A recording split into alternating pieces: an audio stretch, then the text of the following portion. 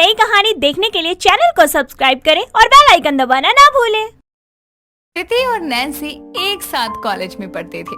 साथ में बहुत अच्छे दोस्त भी थे, लेकिन दोनों के स्वभाव में और शौक में बहुत अंतर था। एक तरफ जहाँ नैन्सी को दूर दूर तक मेकअप करना बिल्कुल नहीं भाता था, वहीं दूसरी तरफ प्रीति के कुछ घंटे भी नहीं निकलते थे बिना मेकअप के, जिसमें उसे सबसे ज्यादा पसंद था लिपस्टिक लगाना। लेकिन साथ ही वो हद से ज्यादा कंजूस भी थी, जिसके चलते वो कभी भी ब्रांड की या क्वालिटी की लिपस्टिक नहीं खरीदती, जिसके लिए नैन्सी उसे हमेशा टोकती रहती। लेकिन प्रीति का उस पर कोई असर नहीं होता था। ऐसे ही समय बीतता है। तभी एक रोज सभी लोग कॉलेज की फेयरवेल पार्टी के लिए रेडी हो रहे होते हैं।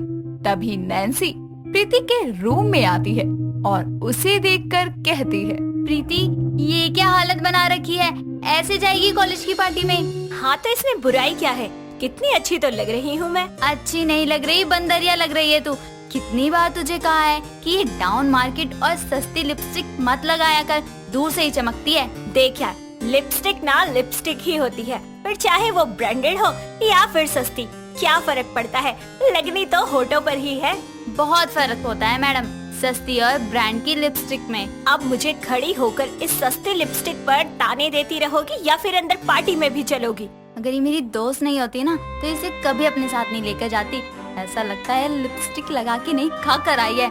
हाँ ठीक है, चल मुझे क्या, इंसल्ट तो तेरी होगी, मैं क्या कर सकती हूँ जब तुझे मेरी बात ही नहीं सुननी। इतना कहकर नैन्सी और प्रीति कॉलेज की फेयरवेल पार्टी में चले जाते हैं, जहाँ सभी लोग प्रीति की लिपस्टिक और मेकअप को लेकर उसका बहुत मजाक बनाने लगते हैं, जो चीज नैन्सी को बिल्कुल अच्छी नहीं लग रही थी। लेकिन कुछ देर बाद सभी लोग एक साथ खाना खाने के लिए बैठते हैं, जहाँ पानी पीते टाइम प्रीति की लिपस्टिक ग्लास पर लग जाती है, जिसे देखकर सब जोर जोर से हंसने लगते हैं और कमेंट्स पास करने लगते हैं, जिस पर नैन्सी गुस्से में प्रीति का हाथ पकड़कर उसे पार्टी से रूम में ले आती है और उससे कहती है, देख लिया तूने, ब्रांड की और सस्ती लिपस्टिक में क्या फर्क है? हद है यार, हर चीज में इतनी कंजूसी मत दिखा कि जिसकी वजह से तुझे और तेरे साथ रहने वाले लोगों को भी एम्बैरेस होना पड़े। क्या यार, क्यों फालतू में लेक्चर दे रही है? अब तू ही बता, अगर ब्रांडेड लिपस्टिक खरीदेंगे तो कम से कम 500 550 की एक लिपस्टिक आएगी और उसी की जगह 100 वाली सस्ती लिपस्टिक 500 की 5 नहीं आ जाएगी? महंगाई भी तो है। हाँ मेरी माँ, तेरा कुछ नहीं हो सकता। मैं ही पागल हूँ जो भैंस के आगे बीन बजा रही हूँ। तुझे जो करना है तू कर। कुछ समय बाद दोनों अपने अपने घर लौट जाते हैं और अपनी लाइफ में बिजी हो जाते हैं। ऐसे ही थोड़ा समय बीतता है। समय के साथ प्रीति की शादी एक अनुभव नाम के लड़के से हो जाती है और वो अपने ससुराल आ जाती है। लेकिन उसकी सस्ती लिपस्टिक लगाने का शौक खत्म नहीं होता, जिसकी वजह से उसकी सास पूरे दिन प्रीति को सुनाती ही रहती। ऐसे ही कुछ समय और बीतता है। तभी एक दिन प्रीति किचन में काम कर रही होती है। तभी अनुभव गुस्से से ऑफिस से घर आता है और प्रीति को जोर से आवाज देकर बुलाता है, प्रीति, कहाँ हो तुम? जल्दी आओ। जी कहिए, क्या हो गया आपको? क्यों इतने गर्म हो रहे हो? पानी लेकर आऊं आपके लिए? अपना पानी तुम अपने पास ही रख लो। पहले तुम मुझे ये बताओ, तुम कपड़े बेहोशी में धोती हो या लिपस्टिक ज्यादा हो गई है तुम्हारे पास, जो तुमने अब मेरी शर्ट पर भी लगाना शुरू कर दिया है? नहीं, मैंने तो ऐसा कुछ नहीं किया। आप भी क्या बातें कर रहे हैं? ये देखो, आज तुम्हारी वजह से मुझे ऑफिस में कितना एम्बैरेस होना पड़ा, तुम सोच भी नहीं सकती। सॉरी, वो मुझे लगता है कल जब मैं शाम को छत पे कपड़े लेने गई थी ना, तो हवा बड़ी तेज चल रही थी। आपकी शर्ट उड़कर सीधा मेरे फेस पर आ गिरी। शायद उसी टाइम लग गई होगी, मैंने ध्यान नहीं दिया। यार, मैंने तुम्हें कितनी बार कहा है कि ब्रांड की लिपस्टिक इस्तेमाल किया करो, ताकि कहीं लगने की प्रॉब्लम ही नहीं हो। अनुभव जी, अच्छी लिपस्टिक कितनी महंगी होती है आपको क्या ही पता होगा। अरे उतने पैसों में तो सस्ती लिपस्टिक बहुत सारी आ जाती है। हाँ, जो होठों पर लगाने के साथ साथ लोगों के कपड़ों पर भी लगाने के काम आती है। इतनी महंगी हो रही है तो क्या करूँ? मुझे तो सोच कर ही चलना पड़ेगा। ठीक है, ब्रांड की नहीं पर अच्छी क्वालिटी की तो यूज किया करो। महंगाई के हिसाब से कम वो तुम्हारे बजट में तो आ सकती है ना। ये तू किसको समझा रहा है बेटा? इसको कुछ भी समझ नहीं आने वाला, तू कुछ भी कह ले। नहीं समझना तो ना समझे, अगर इसे यही सस्ती लिपस्टिक लगानी है तो मुझसे और मेरी चीजों से दूर रहे। इतना कहकर अनुभव अपने रूम में चला जाता है। कुछ देर उदास होने के बाद प्रीति फिर से किचन के कामों में लग जाती है। अगले दिन सुबह सुमन की पड़ोसन इरावती उससे मिलने घर आती है, जिसे देखकर सुमन अपनी बहू को बुलाकर कहती है, बहू देखो, इरावती आंटी आई है, जाके इनके लिए कुछ चाय नाश्ते का इंतजाम करो। रहने दे सुमन, इन सब की जरूरत नहीं है, मैं कोई मेहमान थोड़ी ना हूँ। तो क्या हुआ, तू कौन सा रोज रोज मेरे घर आती है? क्या करूँ सुमन, तेरे घर में तो बहू आ गई है तो वो सब कुछ देख लेती है। मेरे तो अभी बेटों की शादी भी नहीं हुई है तो सब कुछ मुझे ही देखना पड़ता है। मुझे कहाँ आराम है। आराम मुझे भी कहाँ है, लेकिन अब तुझे क्या बताऊँ अपने घर का हाल। बहू तू अभी तक यहीं खड़ी है? वो आंटी जी ने मना कर दिया इसलिए मैं खड़ी हो गई। नहीं बहू, इनके कहने से क्या होता है, तू जा और कुछ खाने पीने के लिए लेकर आ। अपनी सास सुमन की बात सुनकर प्रीति चाय नाश्ते के लिए किचन में चली जाती है और उसके जाने के बाद इरावती और सुमन फिर से अपनी बातों में लग जाती है। कुछ देर बाद प्रीति दोनों के लिए चाय नाश्ता लेकर आती है और जैसे ही इरावती चाय की कप उठाकर अपने मुंह तक ले जाती है, तभी उसकी नजर कप पर लगी लिपस्टिक पर जाती है, जिसे देखते ही वो कप नीचे रखकर कहती है, ये क्या है सुमन, तेरे घर में मेहमानों को जूठे बर्तनों में चाय नाश्ता दिया जाता है क्या? छी छी। ऐसी बात नहीं है इरावती, वो गलती से रह गया होगा। बहू ये सब क्या है? वो माँ जी, अभी कुछ देर पहले हमने चाय पी थी, मैंने बर्तन धोए थे, फिर भी शायद रह गया होगा। मैं दूसरा कप लेकर आती हूँ। रहने दे बहू, अब मन खराब हो गया है, नहीं पीना है मुझे चाय। ठीक है मैं चलती हूँ सुमन, फिर आऊंगी। एक बात बोलूं, बुरा मत मानियो, आज तो मैं तो तेरी पड़ोसी हूँ, कोई बात नहीं, लेकिन अगर कभी तेरे घर कोई मेहमान आ गया तो ये चीज ठीक नहीं है। कोई तेरे घर का पानी भी नहीं पिएगा, इसे अपनी इंसल्ट नहीं सीख समझियो। इरावती सुन तो मेरी बात, अरे ऐसे मत जा। क्या सुनूं सुमन, तुम लोगों के पास इतने भी पैसे नहीं है कि बहू की जरूरत की चीजों को अच्छी और ब्रांड वाली दिलवा सको, ताकि उसे दूसरों के सामने शर्मिंदा न होना पड़े।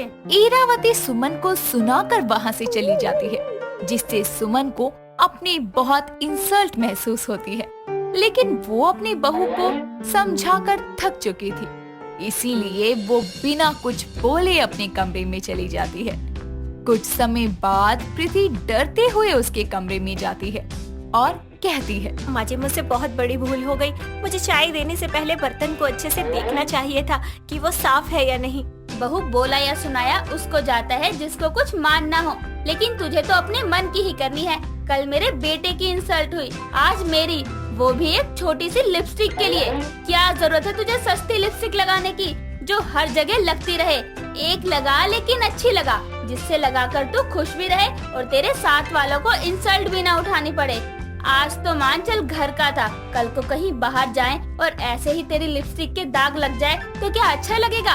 अपनी सास की बात सुनकर प्रीति को महसूस होता है कि वो जो भी कह रही है सब सही है, जिसके बाद वो सस्ती लिपस्टिक को छोड़कर और अपनी कंजूसी पर रोक लगाकर अच्छी क्वालिटी की लिपस्टिक यूज करना शुरू करती है। मुझे यकीन नहीं होता कि मेरे घर की सफाई करने वाली मेरा पति कब साफ कर गई। मुझे तो पता ही नहीं चला कौन सा मनुष्य दिन था जब मैं तुम्हें अपने घर लाई थी। जैसा कि आप सब लोग समझ ही गए होंगे कि स्वाति की जिंदगी में कुछ बहुत बुरा हुआ है, पर क्या? स्वाति एक बहुत ही समझदार लड़की थी। उसकी शादी विशु से 4 साल पहले हो गई थी। दोनों की शादीशुदा जिंदगी बहुत अच्छी चल रही थी। इसी बीच उसका 2 बार मिसकैरेज हो चुका था, जिसके चलते उसकी गोद अभी तक सूनी थी। ऐसे ही एक दिन स्वाति को पता चलता है कि वो माँ बनने वाली है। वो जल्दी से ये खुशखबरी विशु को देने के लिए उसके पास जाती है और बोलती है, विशु विशु जल्दी आओ, मुझे तुम्हें कुछ बताना है। क्या बात है जान, सुबह सुबह इतना क्यों चहक रही हो? विशु तुम पापा बनने वाले हो, आई एम प्रेग्नेंट। क्या सच में? इतना कहकर विशु स्वाति को अपनी बाहों में उठाकर तभी स्वाति बोलती है। अरे अरे, ये क्या कर रहे हैं आप? नीचे उतारिए मुझे।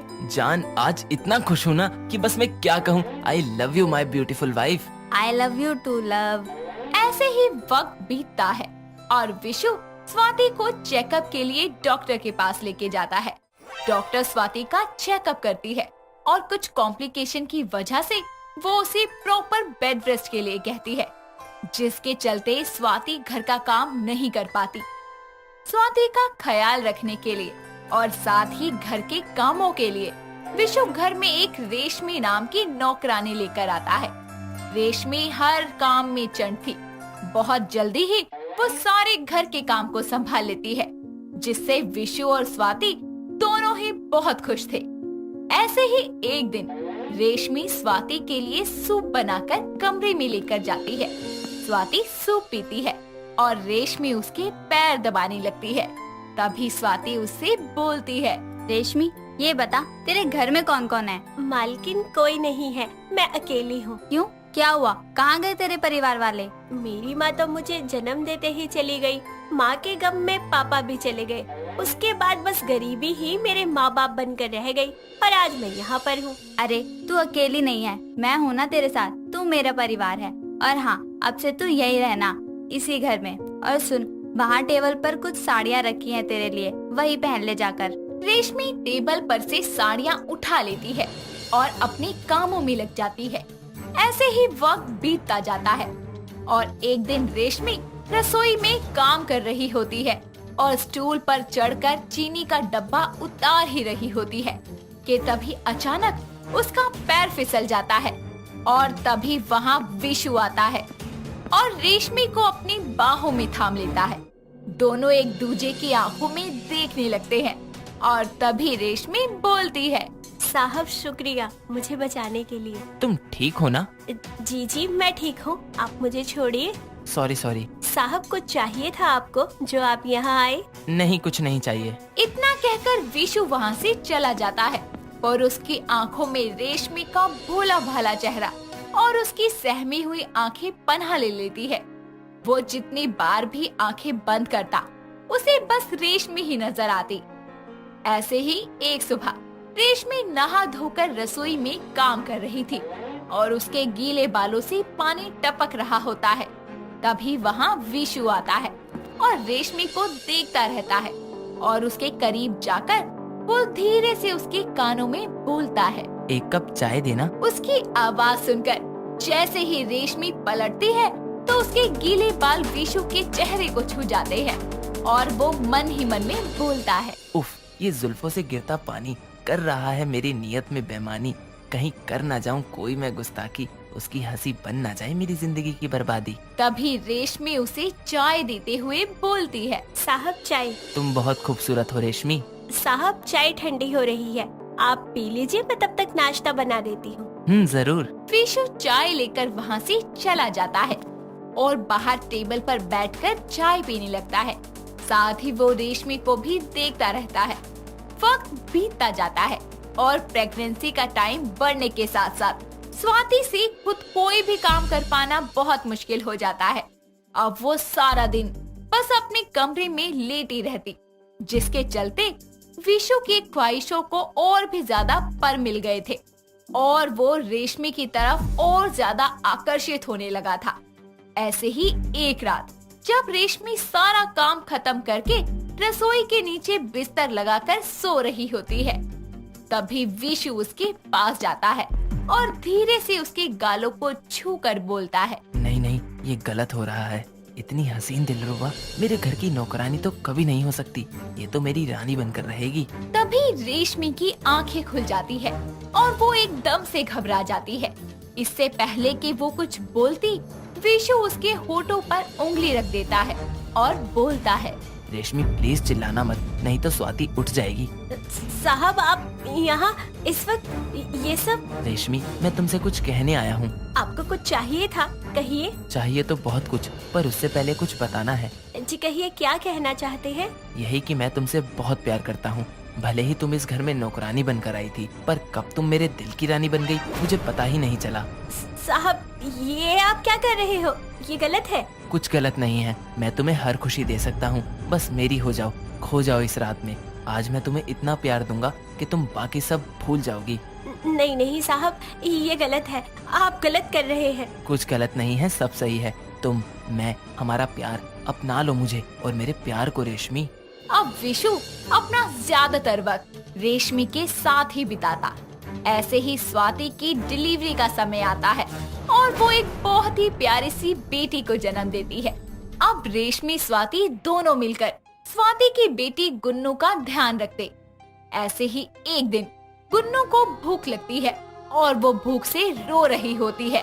तभी स्वाति रेशमी को आवाज लगाते हुए बोलती है, रेशमी, ओ रेशमी, कहाँ है तू? जल्दी से गुन्नू की दूध की बोतल लिया, कब से रो रही है वो। स्वाति के बार बार बुलाने पर भी रेशमी नहीं आती और थक हार कर वो खुद से दूध को गर्म करके लाती है और गुन्नू को पिला देती है, जिसके बाद गुन्नू सो जाती है। और उसके बाद स्वाति रेशमी को पूरे घर में तलाशने लगती है। तभी उसकी नजर स्टोर रूम के दरवाजे पर जाती है, जो कि खुला हुआ था और वहाँ की लाइट्स भी ऑन थी। जैसे ही स्वाति अंदर झांक कर देखती है तो उसके होश उड़ जाते हैं। वो देखती है कि रेशमी और विशु एक दूसरे की बाहों में बाहें डालकर प्यार जता रहे हैं।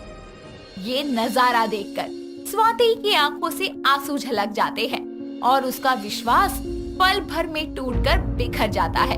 वो स्टोर रूम के अंदर जाती है और रेशमी को एक चांटा लगाती है और गुस्से में बोलती है, मुझे यकीन नहीं होता, मेरे घर की सफाई करने वाली मेरा पति कब साफ कर गई, मुझे पता ही नहीं चला। अरे कौन सा मनहूस दिन था वो जब मैं तुम्हें अपने घर में लाई थी। स्वाति, क्या कर रही हो तुम? तुम्हारी हिम्मत कैसे हुई इस पर हाथ उठाने की? इस 2 टके की नौकरानी के लिए तुमने मुझसे बेवफाई की।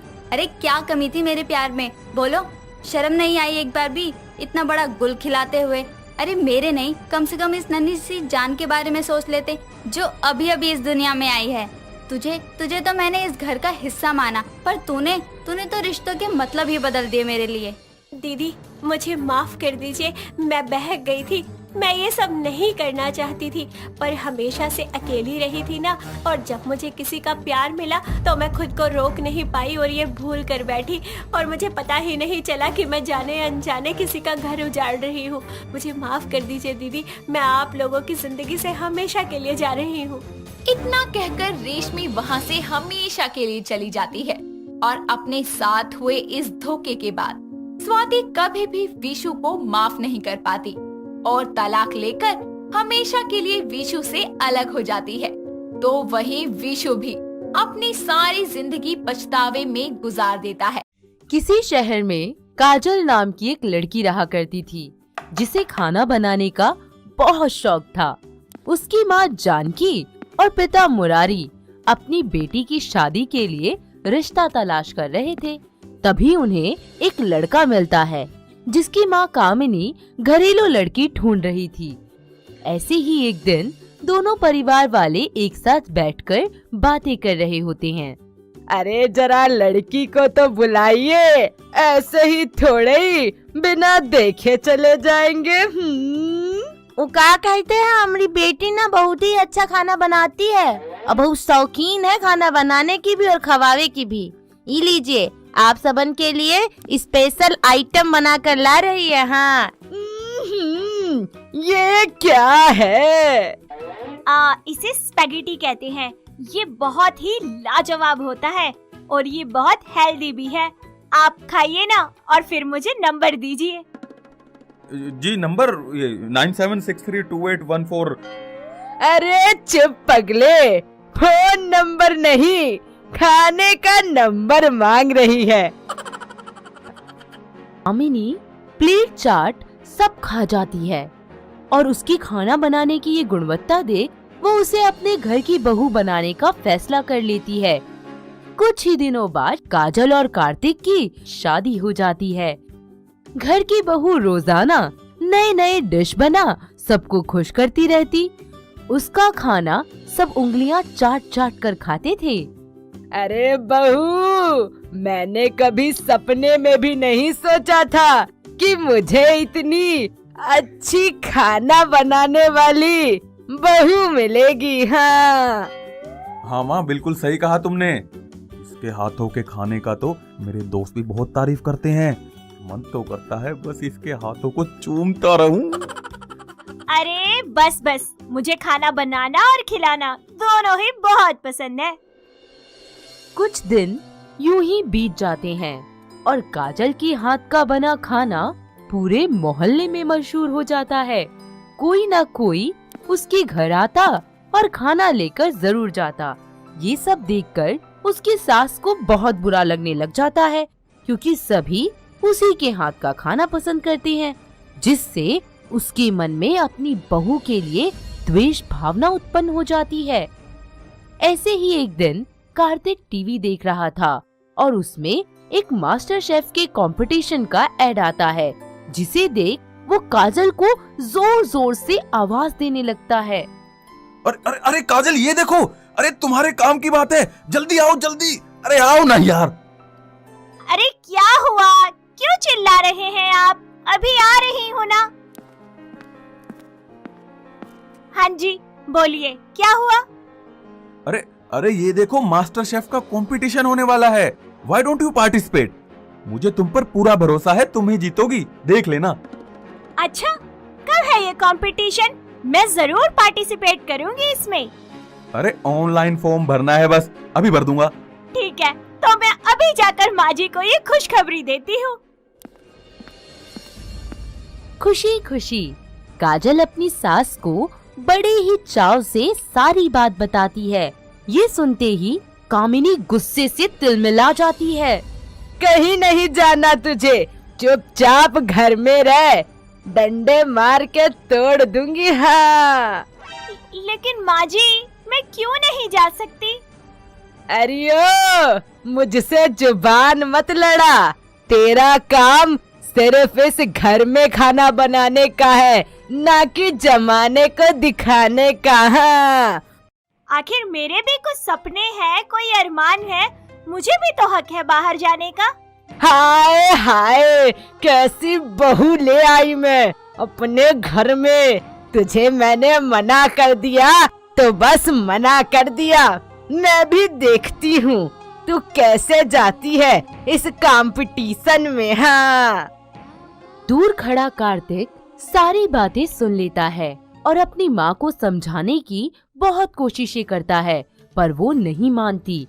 मजबूरन ही उसे अपनी बीवी को चोरी छुपे रात में भगाना पड़ता है। काजल अपनी इस सिंपल सी घर की दाल में तड़का लगाने के लिए मास्टर शेफ के कंपटीशन में हिस्सा ले लेती है।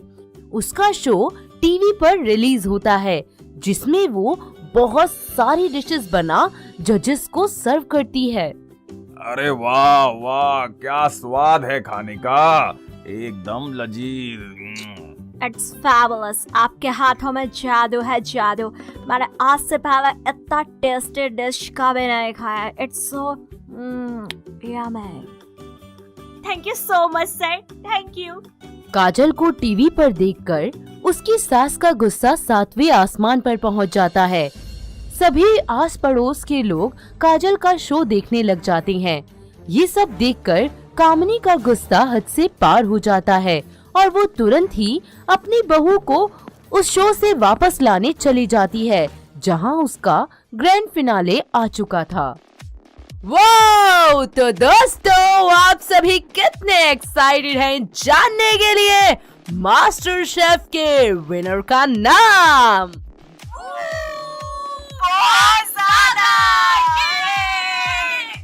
तो फिर देर किस बात की, शुरू करते हैं आज का competition. Are you ready? Competition शुरू हो जाता है। काजल खूब मेहनत से अपना देसी खाना बनाना शुरू कर देती है।